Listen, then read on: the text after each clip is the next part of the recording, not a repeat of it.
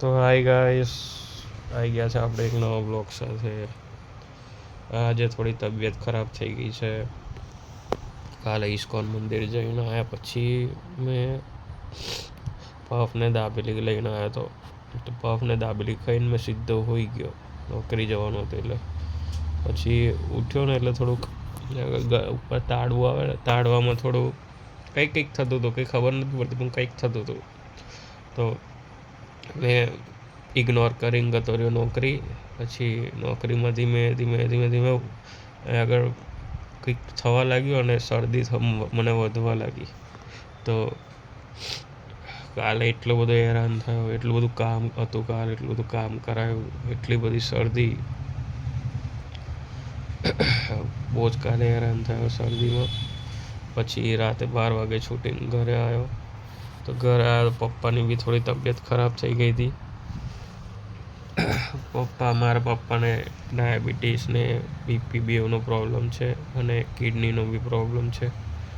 તો એમનું ડાયાલિસિસ ચાલે છે.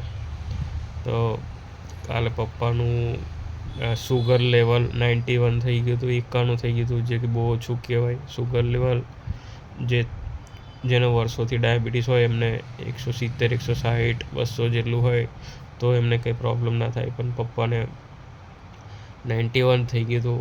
પછી પપ્પાએ એમ તો ચોકલેટ ને એવું બધું ખાધું રાતે. અને સવાર મેં એમને કીધું હતું, મેં કીધું સવાર વહેલા ઉઠી જાય 6 વાગ્યાના. એમ તો ઓછું જ ઊંઘે છે રાતે. તો સવાર વહેલા ઉઠીને મેં કીધું હતું કે સુગર ચેક કરી લેજો. તમે કાલના વ્લોગમાં જોયું હશે, મેં સુગર ચેક કરવાની પટ્ટીઓ લઈને આવ્યો હતો.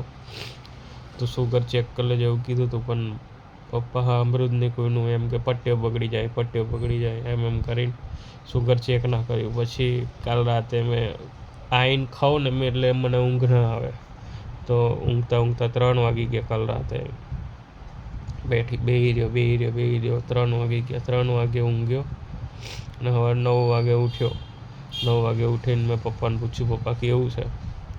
તો પપ્પાને થોડી તબિયત નરમ જ લાગતી હતી.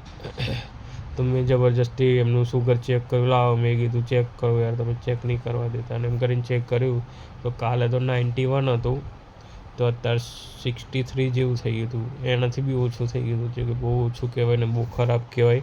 કારણ કે સુગરના પેશન્ટને સુગર ઓછું થઈ જાય તો એ માણસ પાગલ થઈ જાય. મેં પોતે મારી આંખોએ જોયું છે. મારા પપ્પાને 2 વાર દોરા આવી ગયા છે. તો દરેક લોકો ધ્યાન રાખો, સુગરના પેશન્ટને સુગર ઓછું નહીં થવા દેવાનું, બહુ વધવા બી નહીં દેવાનું.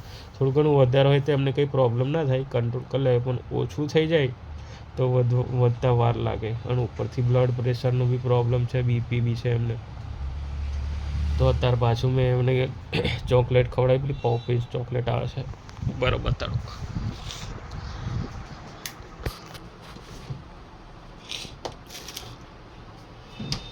આ ચોકલેટ આવે છે પોપીઝ, તો આ ખવડાવી. પછી ચા અને બિસ્કિટ ખવડાવ્યું.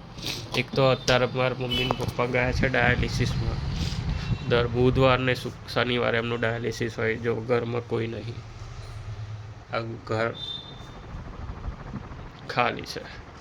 મારી બી તબિયત ખરાબ છે, પણ ચલો મેં તો બધું સહન કરી લઈશ, એડજસ્ટ કરી લઈશ. પણ પપ્પાની તો ઉંમર છે, પપ્પાને કેવું બહુ પ્રોબ્લેમ ના થવો જોઈએ આ ઉંમરમાં. તો અત્યારે મને કહેતા હતા ના કે મને સારું છે. ડાયાલિસિસ કરાવવા ગયા છે. જેનું ડાયાલિસિસ થતું હશે એમને ખબર હશે કે ડાયાલિસિસમાં સુગર ડાઉન થાય પાછું. એક તો ડાઉન છે પપ્પાનું, ઉપરથી વધારે ડાઉન થશે તો કંઈ પ્રોબ્લેમ ના થાય. સારું છે રાધા રાણી, બધું સાચવી લેજો. એમ તો મને કહેતા હતા ને વધી ગયું છે, થોડું વધ્યું છે.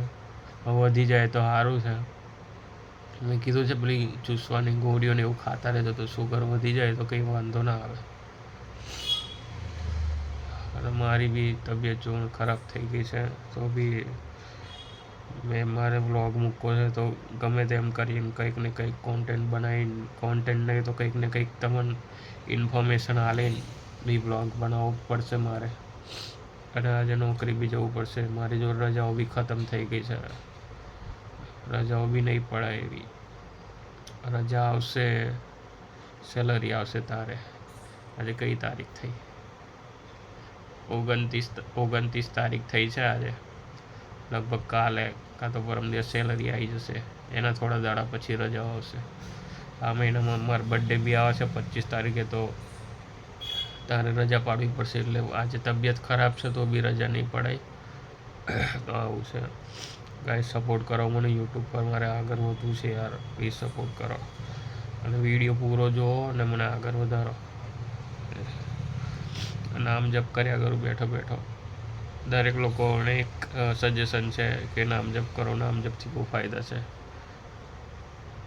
તો નામ જપ કરો બધા લોકો, જેને જે ભગવાનનું નામ પ્રિય હોય.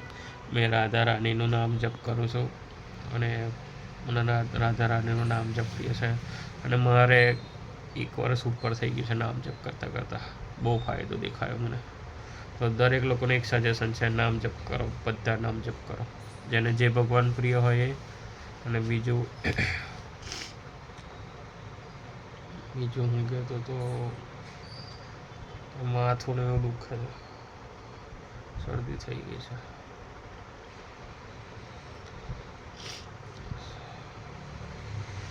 પપ્પા શાંતિથી ડાયાલિસિસ કરાવીને પાછા આવી જાય.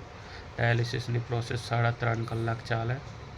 આટલી જાડી હોય એમાં જાડી ગોદડી સીવણ હોય આવે ને એટલી જાડી હોય. 2 હોય નાખે, એકમાંથી લોહી બહાર આવે અને ફિલ્ટર થઈને પાણી નીકળી જાય અલગ, બીજામાંથી લોહી પાછું શરીરમાં જાય. એ 2 હોય નાખે દર વખત. એના માટે હાથ પર ફિસ્યુલા નામનું ઓપરેશન કરાવીને એક નસ બનાવડાવવી પડે સ્પેશિયલ, તો ડાયાલિસિસ થાય. નહીં તો અહીં આગળ ગળામાં DLC નાખે. આ જે ગળામાં પાઇપ નાખે એ બહુ તકલીફવાળું કામ છે. મારા પપ્પા 1.5 મહિનો બહુ હેરાન થયા. જેમને બી કિડનીનો પ્રોબ્લેમ છે એ ડૉક્ટરનું સજેશન લઈને આ ફિસ્યુલા બનાવી રાખવાનું. એ ફિસ્યુલા બની જાય તો કંઈ પ્રોબ્લેમ ના આવે લાઈફમાં, કોઈ જાતનો કોઈ પ્રોબ્લેમ ના આવે. ગમે ત્યારે ઇમરજન્સીમાં ડાયાલિસિસ કરાવવાનો વારો આવી ગયો, કિડની કામ કરતી બંધ થઈ ગઈ, શરીરમાં પાણી ભરાઈ જાય, હોજા ચડી જાય, શ્વાસ લેવામાં તકલીફ થવા મળે, તો આ ફિસ્યુલાનું ઓપરેશન કરાવે તો તાત્કાલિક ડાયાલિસિસ થઈ શકે. જો ફિસ્યુલાનું ઓપરેશન ના હોય તો ડાયાલિસિસમાં બહુ તકલીફ પડે. એ તો જે કરે એને જ ખબર પડે. મેં જોયું છે મારા પપ્પાને પહેલાં 12મા મહિનાની એન્ડિંગમાં બહુ તબિયત ખરાબ હતી, તો એમને બહુ તકલીફ પડી હતી. તો બસ આજનો વ્લોગ આવો જ હતો. જે કંઈ કોન્ટેન્ટ તો હતું નહીં, પણ મેં કીધું કંઈક ઇન્ફોર્મેશન આપી દઉં. અત્યારે તો મારા વ્યૂ બી નહીં જતા, પણ થોડો ટાઈમ રહીને મારા વ્યૂ જશે, મને ખબર છે. બધા વિડીયો મારો જોશે, મને ખબર છે. તો આ થોડી ઘણી ઇન્ફોર્મેશન હતી જે મારે તમને આપી હતી. અને મારી તબિયત ખરાબ બહુ થઈ ગઈ છે. કાલનો વ્લોગ જોજો અને આજનો વ્લોગ જો. કાલ ફૂલ એનર્જેટિક હતું મારું આખું બોડી, શરીર, દિમાગ બધી. પણ શરદી થવાની હશે, એટલે શરદી તાવ બી આવી જાય અને મગજ બી કામ ના કરે. મમ્મી મારી એક વિક્સની ડબ્બી લાવી છે. સવારનો મેં નહાયો નહીં. સવારનું પૂજા પાઠ તો કરી લીધું, ભગવાન આપણા જ છે એટલે કંઈ ના નાહે ફરક ના પડે. નહાયો નહીં અને કંઈ ખાધું બી નહીં. મારી મમ્મી આ વિક્સની ડબ્બી લાવી છે. શું નામ છે આનું? વિક્સોન રબ. આ વિક્સ બહુ પાવરફુલ છે. નાક પર લગાવતા ચામડી ભરવા મળે છે. વિક્સ વેપરો વધારી યાર, આ બધી ના લવાય. તો આજનો વ્લોગ કંઈક આવો હતો. પ્લીઝ સબસ્ક્રાઈબ કરો, મને સપોર્ટ કરો. મારે આગળ વધવું છે જીવનમાં. નોકરીવાળી લાઈફથી કંટાળી ગયો છું ગાઈસ.